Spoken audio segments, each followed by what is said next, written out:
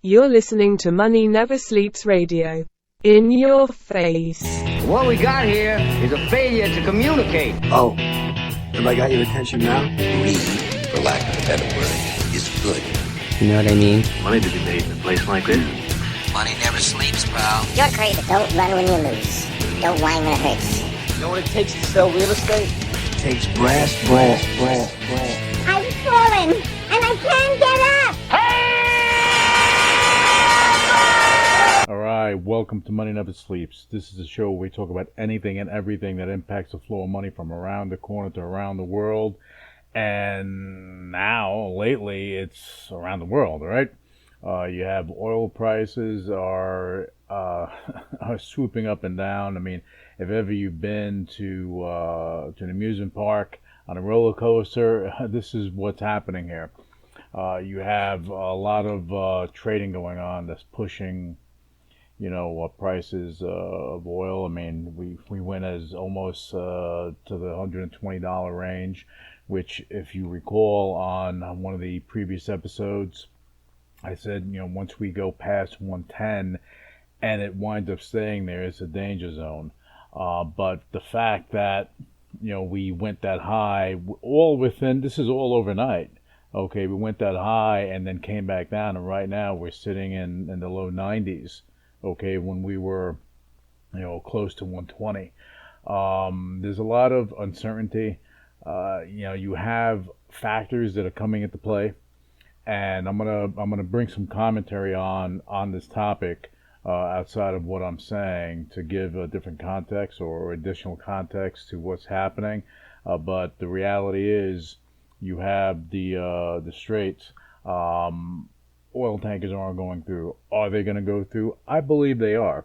I believe that something is going to transpire that's going to allow this to happen. What is also transpiring is first, you have the United States and I believe Europe, really contemplating tapping into their reserves, the UK, and into their oil reserves. Once that transpires, it opens everything up again. Right? It opens it up, and that way, we're not feeling that pinch, because at the end of the day, when you're looking at oil going higher, once oil, broke 80, we were, I'm going to say the growth rate at that moment, as it stood steady there, was pushing probably at the 2% mark, more or less. Okay, when we broke 100, we were teetering. If it would have stood there, we were teetering at the 1% growth rate, and that's problematic. We go higher than that, we're at zero, and we have a lot of problems in front of us, potential recession, so on and so forth. But the good thing is that my viewpoint, and again, don't you take it with a grain of salt. My viewpoint on it is that this is not going to be long lasting. This week is going to be a pivotal week. This week, if the war in Iran and what's happening over there, if that goes beyond this week, then this conversation is going to change dramatically. So I think it's imperative that whatever is going to happen happens as soon as possible, and I believe that is going to happen, because when you're looking at what's transpiring, they had to change a regime over there. They have, the new Ayatollah, that was brought into play, and from what I'm understanding, that he is dramatically worse than the one that was taken out. So what's going to happen there? I don't know, but I do know that this administration is not sitting there waiting to see what happens. They're being very proactive in their movement, as they're looking to not bring this and make this draw out. Because typically, when you have war, it's good for certain companies. They make money. They're making ammunition, the munitions. They're making this, the security, everything else, all this stuff. It winds up benefiting an industry, but it winds up hurting other industries. This is a different time than it was, during, the last war and the war before that. So at what we're looking at here is probably not so much this administration looking to drag it out. They're looking probably to escalate this, end it, call it a day, move on, and get everyone stable. And if should that happen, then it's going to be a benefit. And I think things are going to be leaning towards that, just with what's happening. I believe when you're looking at the gold market, you're looking at the silver market, you're looking at Bitcoin and other indicators that are out there. You're looking at how the stock market's moving. Everything's in flux right now. Everything is in flux. You have, again, oil bounced up within a horrendous range just overnight.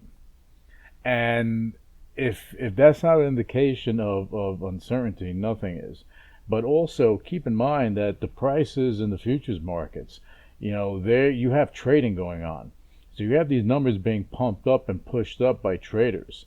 And traders, they're in and out. They're in for the buck, and that's it. And that's what they do. So when you see that bump up in gold and silver and other commodities and oil, and when you see that stuff, even in Bitcoin, when you see these things happen, there's a lot of other factors that are transpiring outside of what you're actually seeing. Okay, there's a lot of, because you have derivatives, and upon derivatives, the derivative market is a lot bigger than a lot of these combined markets in the stock market and bond market and the crypto market all combined. So it's a really, really, really big market.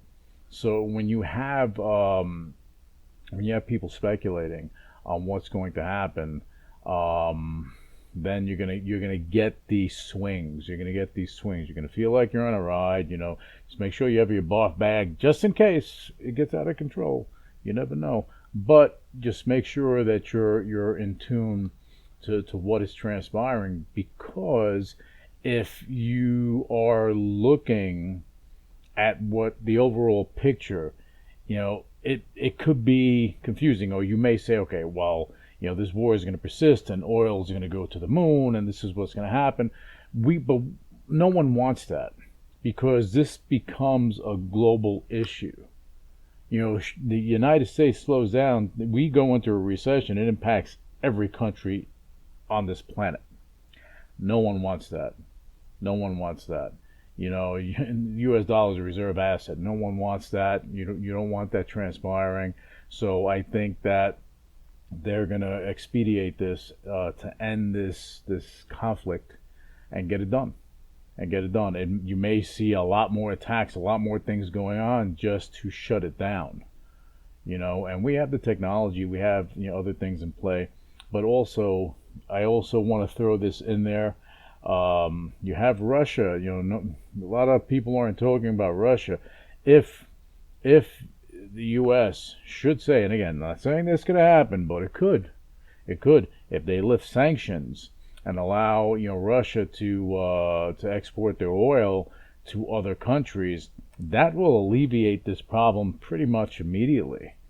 However, that opens up a whole other bag of worms, because you get Russia doing that, they get stronger, their war with the Ukraine becomes a decimation, and what happens then? So there are a lot of implications for all the actions. So we'll see what's going to happen. We have no control. We're just sitting back watching this and seeing what's going to happen. All we can do is pretty much make our bets on where things may go and protect ourselves along the way. And talking about bets, again, it has nothing to do with this, but it was something that kind of annoyed me. You had Kalshi that took on these bets for the Ayatollah, leaving office. Again, against his will, gone, but still people bet on that, and they won.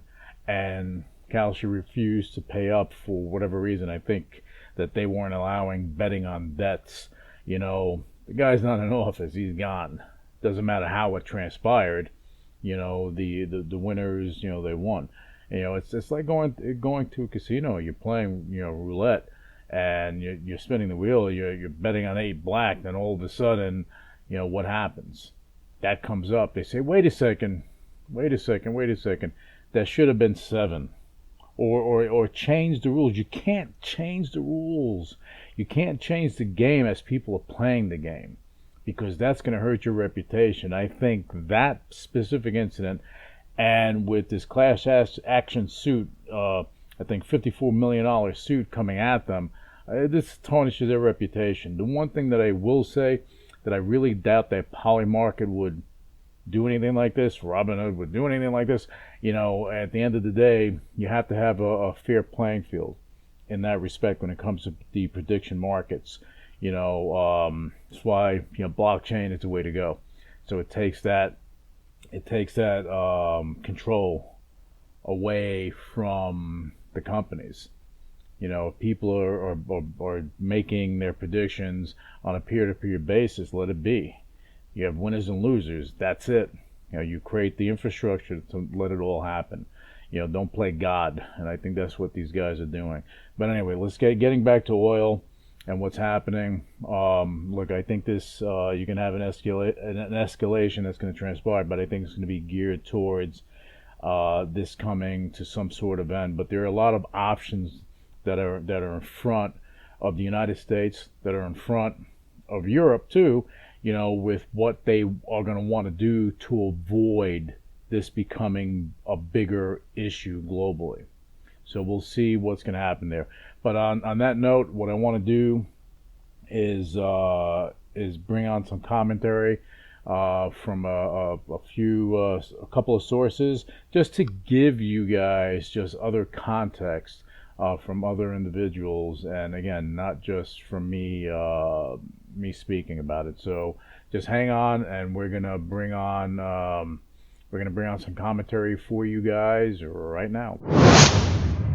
I mean, there is no precedent for this. The sky is the limit. It's how much are people willing to pay for alternative supplies? If that supplies from other countries, or supplies that might be made available from a coordinated stock draw. So, we got very close to $120 a barrel this morning in early trading. Things have settled back a little bit since then, which is not a surprise. But, there comes a point where we've already got Iraq shutting in significant amounts of production. I think about 3 million barrels a day. We're talking also about Kuwait possibly cutting production. And, based on what we know about storage capacity in Saudi Arabia, there's the possibility in the next couple of weeks or 3 weeks or so that Saudi Arabia may have to start cutting its actual wellhead production because it's running out of storage. At that point, if we're still in a situation where this war is going on and people are shooting at each other, then, the sky's the limit. We cannot know because we have never been here before. And I think that is that commentary, and that's a key thing. We've never been here before in this framework, and it's happening. I mean, this is happening pretty quickly, right? And this is what everyone is looking at. This is what everyone's saying, and when it all comes down to it, no one really can tell you with all certainty when this will change up. My viewpoints, the commentary that's coming in, their viewpoints, these are all viewpoints. No one has a crystal ball, because even if the United States does everything right, and the UK does everything right, and Europe does everything right, and Iran does everything right, things can change so rapidly. It's such a fluid environment that we're in. And this is what makes things just a little more difficult. And this is why that volatility, traders love volatility. And this is why we're seeing that volatility. And we're going to continue to see that until things settle down. There's more certainty going on. But again, the extreme velocity that this is happening, this is where the confusion comes in. It's happening so quickly. I mean, you had oil go up from the 90s, low 90s, okay, to almost 120 just overnight. That's huge. That's a huge move. That's like a stock going from 100 to 130, 140 just within a few hours. That's a huge move. And again, these are global markets. But I want to bring in some other commentary to talk more about, this extreme speed that everything's happening, and maybe they'll give again some additional insight into what's happening there. So let's bring on that commentary. I think that's multidimensional in so many ways, but the more important thing at the moment is the velocity of what we've seen as far as move to the upside. No doubt on Thursday you were looking, around that 75 to 80 odd dollar, and then all of a sudden 90, and now we've had a high of 116 in Asia trade today. We're back at around 106, 105, but the volatility swings over a given hour are just dramatic. So this is going to impact naturally consumers and, in the long run, one would think inflation if this was to last for a matter of weeks or possibly a month or more. And we will see as we start moving forward. It's Monday, so we'll see how the rest of the week lines up and see where things go.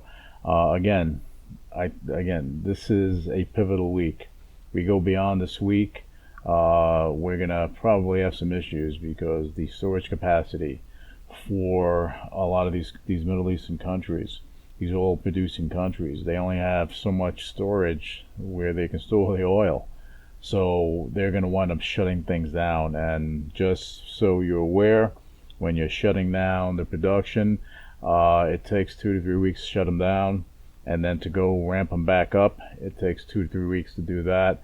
Once you start shutting them down, it's not like you can stop the shutdown process.